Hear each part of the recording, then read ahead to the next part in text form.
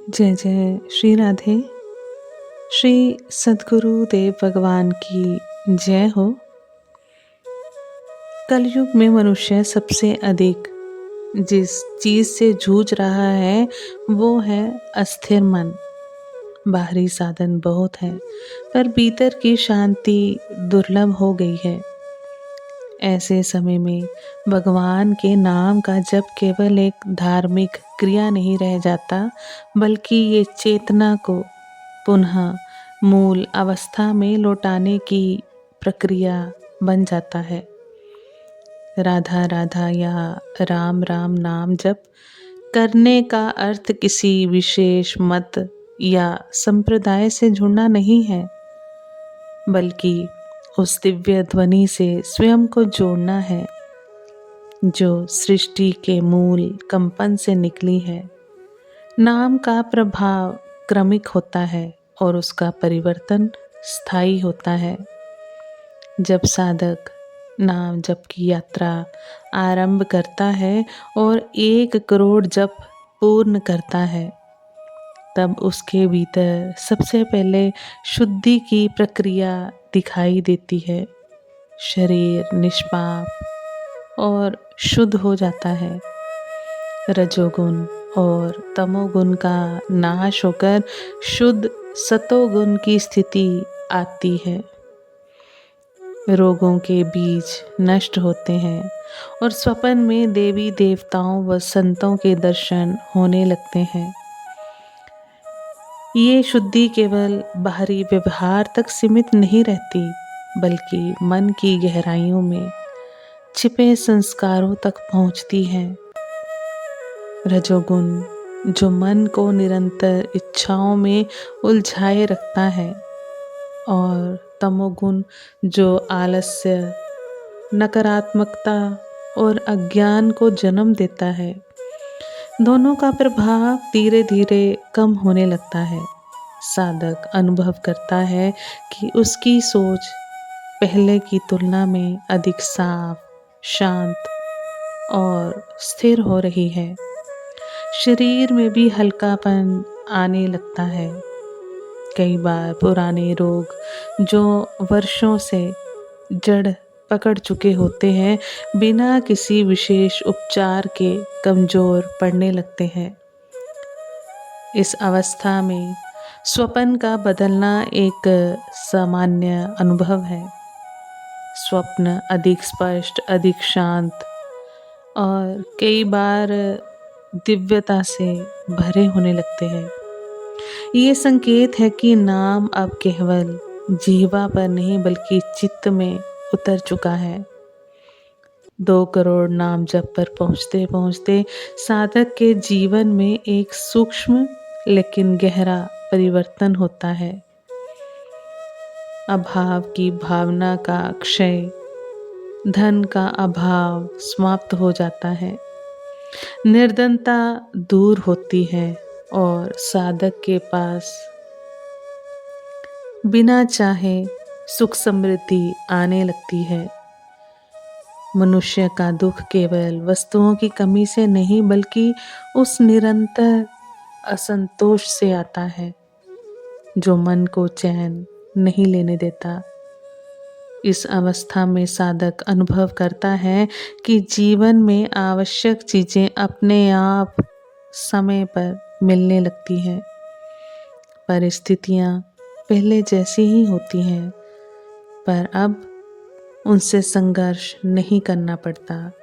जीवन का प्रवाह सहज हो जाता है। सुख की अनुभूति बाहरी उपलब्धियों से नहीं बल्कि भीतर की संतुलित अवस्था से होने लगती है। 3 करोड़ नाम जप के लिए नाम जप के साथ अंतःकरण की पवित्रता एक नए स्तर पर पहुंचती है। इस स्तर पर पहुंचना, इस अवस्था में साधक के भीतर आत्मविश्वास उत्पन्न होता है और वह अहंकार से भरा हुआ नहीं होता। जो कार्य पहले भारी और असंभव लगते थे, वे अब सहज प्रतीत होते हैं। निर्णय लेने में स्पष्टता आती है, भय और संकोच कम हो जाते हैं। लोग साधक की उपस्थिति में सहज महसूस करने लगते हैं, बिना किसी विशेष प्रयास के सहयोग और प्रेम मिलने लगता है।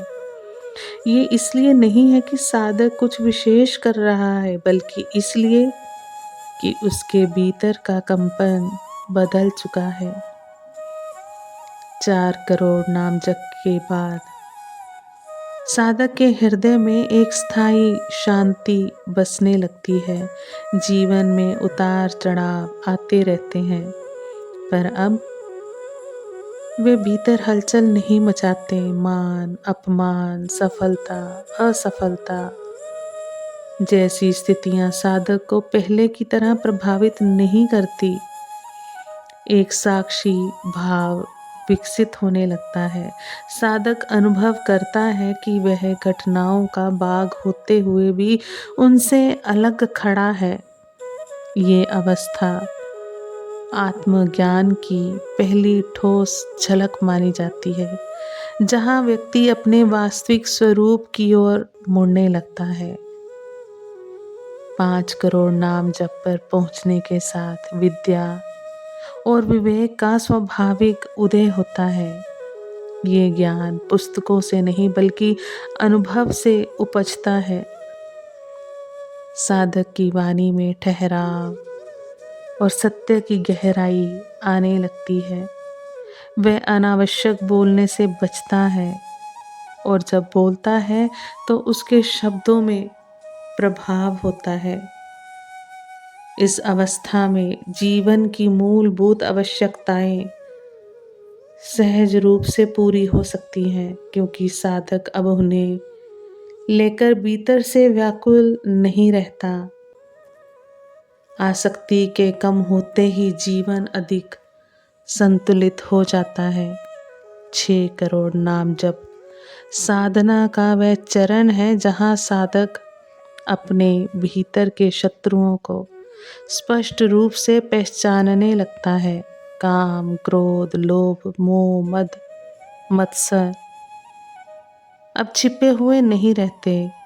साधक उन्हें देख पाता है, और इसी देखने से उनकी शक्ति कम होने लगती है। भावनाएं आती हैं, पर वे साधक को बहा नहीं ले जाती।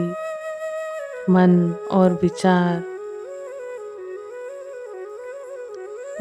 और शरीर पर नियंत्रण गहरा हो जाता है।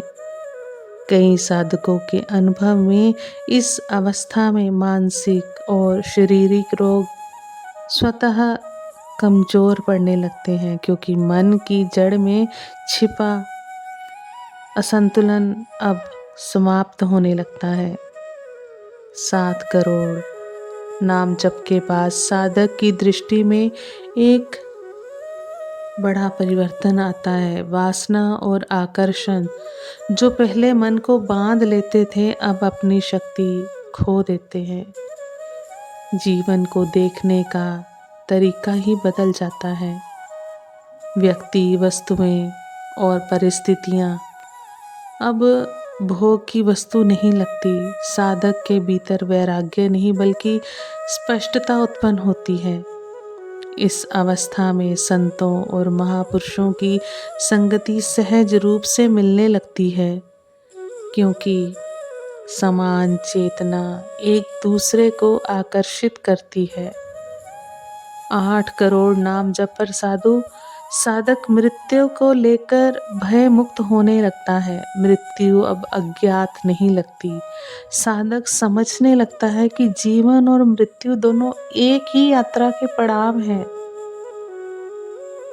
आत्मस्वरूप में स्थिरता आने लगती है। भविष्य की चिंता और अतीत का बोझ कम हो जाता है। मन वर्तमान में टिकने लगता है। 9 करोड़ नाम जप के साथ साधना एक अत्यंत सूक्ष्म और दिव्य स्तर पर पहुंच जाती है। मंत्र के अधिष्ठाता देवता का साक्षात्कार होता है। साधक की वाणी सत्य हो जाती है। इस अवस्था में मंत्र की चेतना स्वयं प्रकट होने लगती है। साधक की वाणी में शक्ति आ जाती है। उसके शब्द हल्के नहीं रहते। जो कहा जाता है उसमें सत्य का बल होता है। ये अवस्था अत्यधिक संयम और विनम्रता की मांग करती है।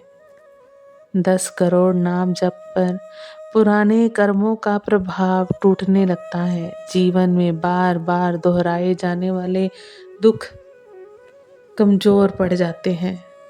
साधक भीतर से हल्का महसूस करता है। भले संचित कर्म और प्रारब्ध भस्म हो जाते हैं। साधक परम मोक्ष की ओर अग्रसर होता है और उसे अपार भगवत आनंद मिलता है। भगवत आनंद का अनुभव स्थायी होने लगता है, जो किसी बाहरी कारण पर निर्भर नहीं करता। ये अवस्था मोक्ष की दिशा में स्पष्ट गति का संकेत है। 11 करोड़ नाम जप के साथ सिद्धियां प्रकट हो सकती हैं, पर साधक अब उन्हें महत्व नहीं देता। सभी प्रकार की रिद्धियां सिद्धियां जागृत हो जाती हैं। साधक दिव्य लीलाओं जैसे गोकुल या अयोध्या की लीला में प्रवेश पा सकता है। उसका लक्ष्य बदल चुका होता है। चेतना इतनी विस्तृत हो जाती है कि सीमाएं अर्थहीन होने लगती हैं। 12 करोड़ नाम जप पर साधक पूर्ण रूप से ईश्वर की कृपा में स्थित हो जाता है। जीवन में घटनाएं घटती हैं, पर भय नहीं रहता। 13 करोड़ नाम जप पर साधक परहित की अवस्था में प्रवेश करता है। उसका जीवन केवल स्वयं के लिए नहीं बल्कि दूसरों के उत्थान का माध्यम बन जाता है। 13 करोड़ जप पूर्ण होने पर साधक किसी भी पापी जीव को मोक्ष देने में समर्थ हो जाता है। अंततः नाम जप का सबसे बड़ा फल ये नहीं है कि कुछ प्राप्त हो जाए, बल्कि ये है कि पाने की इच्छा ही समाप्त हो जाए। जब मन शांत हो जाता है, इच्छाओं से मुक्त हो जाता है, तभी नाम अपनी पूर्णता को प्राप्त करता है।